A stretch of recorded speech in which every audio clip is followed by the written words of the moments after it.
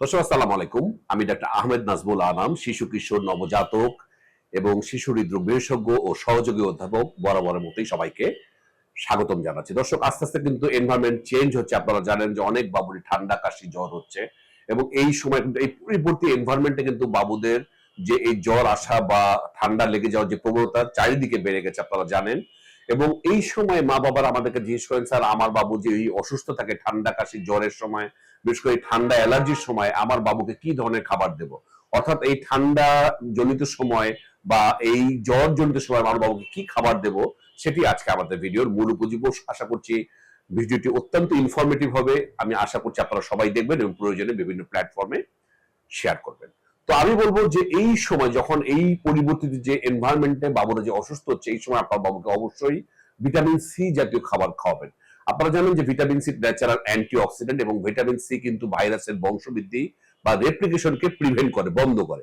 আপনারা জানেন যে আসলে ভাইরাসের বিরুদ্ধে কোনো ওষুধ নাই এবং কোনো অ্যান্টিবায়োটিক দিয়ে লাভ নাই।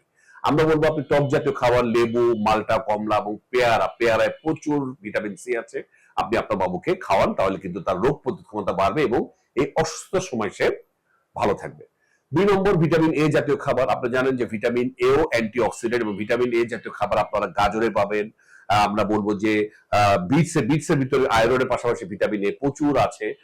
মিষ্টি যে আলু এবং মিষ্টি কুমড়া প্রচুর পরিমাণে ভিটামিন এ আছে এবং আপনার বাবুকে এই ধরনের খাবার যদি খাওয়াতে পারেন, এই অসুস্থ সময় সে ভালো থাকবে। 3 নম্বর, আমি যেটা বলি, যেটা আমি সবসময় বলেছি, যে একটু হলুদ দিয়ে দুধ বা আপনারা যদি দেন বা যদি আপনার বাবুকে রসুন খাওয়াতে পারেন যে কোনোভাবে মিশিয়ে আপনার কোনো খাবারের মাধ্যমে, সেটা কিন্তু ন্যাচারাল অ্যান্টিঅক্সিডেন্ট হিসেবে কাজ করবে। বিশেষ করে রাতের বেলা একটু হলুদ দিয়ে বা হলদি দিয়ে যে দুধ, তার সাথে যদি জয়ফল দিয়ে দেন, তাহলে কিন্তু বাবুর এই রোগ প্রতিরোধ ক্ষমতাটা বাড়বে এবং এই সময় সে ভালো থাকবে। এবং এই সময় চতুর্থ যে খাবারের কথা বলবো, যে আমরা যে একটু ওয়ার্ম স্যুপ, এটা ভেজিটেবল স্যুপ আপনার বাবুকে দিতে পারেন। একটু কুসুম কুসুম গরম খাবারগুলো আমাদের শরীরের রোগ প্রতিরোধ ক্ষমতাটা বাড়ায় এবং এই সময় যে অসুস্থতার সময় কিন্তু আমার বাবুকে বা আমার এই সময়তে আমাদেরকে প্রচুর পুষ্টি দিতে সাহায্য করে।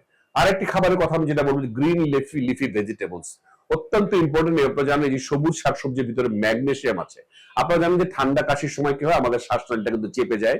আমাদের কাশি, বিশেষ যারা অ্যাজমা আছে তাদের কিন্তু শ্বাসনালী চেপে যায় এবং এই গ্রিন লিফি ভেজিটেবলস এর ভিতরে ম্যাগনেসিয়াম গুলো খাদ্যনালী, এই শ্বাসনালীকে সরু থেকে প্রসারিত করে। সুতরাং এটা আপনার জন্য অত্যন্ত চমৎকার ভাবে কাজ করে। সুতরাং আপনার বাবুকে গ্রিন লিফি ভেজিটেবলস দিন। আরেকটি খাবারের কথা আমি বলবো যেটি অত্যন্ত ইম্পর্টেন্ট, সেটি হচ্ছে প্রোবায়োটিক্স।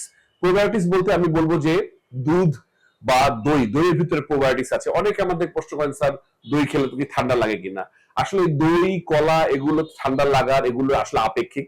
কার কোনটায় কষ্ট হবে এটা তো আসলে বলা মুশকিল। আমি বলবো, আমি আসলে তেমন দই, কলা এগুলো খেয়ে কারো ঠান্ডা লাগছে আমি দেখিনি। বরং আমি খেয়াল করে দেখেছি অনেকের আপেল খেলে প্রবলেম হয়। কিন্তু এটা আবার একই কথা, আপনার বাবুর হয়তো কোনো প্রবলেমই হয় না। এটা আপনাকে খেয়াল করতে হবে যে কোনো বিশেষ খাবার খেলে তার অসুস্থতা বাড়ে কিনা, ঠান্ডা কাশি অ্যালার্জি বাড়ে কিনা, সেটা আপনাকে সমাধান করতে হবে। আরেকটি খাবার আমি বলবো যে ওমেগা 3 ফ্যাটি অ্যাসিড সমৃদ্ধ খাবার, যেটা আমি সবসময় বলেছি যে ওমেগা 3 ফ্যাটি অ্যাসিড কিন্তু অ্যান্টিঅক্সিডেন্ট। এটি কোথায় পাওয়া যাবে আমি বলছি, সামুদ্রিক বিভিন্ন মাছ, ইলিশ মাছ, টুনা ফিশ আমরা খাই, অনেক কন্টেনারে পাওয়া যায় এবং ডিমের ভিতরে আছে। এবং তিসির তেল, আমি যেটা নিয়ে অনেকবার বলেছি, তিসির তেলের ভিতরে কিন্তু ওমেগা 3 ফ্যাটি অ্যাসিড আছে। সেটা কিন্তু আপনার বাবুকে যদি খাওয়ান, তাহলে অসুস্থতার সময় সে ভালো থাকবে। তো এতগুলো খাবারের কথা বললাম, কিছু সমাধানের কথা বলি। এই সময়গুলোতে আপনার বাবুকে সানলাইট এক্সপোজার করাবেন। আমি সবসময় বলেছি সানলাইটে যে এক্সপোজড হবে তার ইমিউনিটি বাড়বে, সুতরাং অসুস্থতার সময় সে ভালো থাকবে। ভিটামিন বি যুক্ত খাবার দিন আপনার বাবুকে।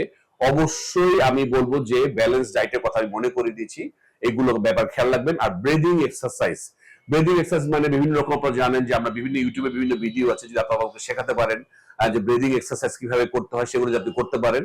আর যদি ফিজিক্যাল অ্যাক্টিভিটি এই সময় কিন্তু বাবুদের ঠিক থাকে, তাহলে কিন্তু বাবুরা ভালো থাকবে।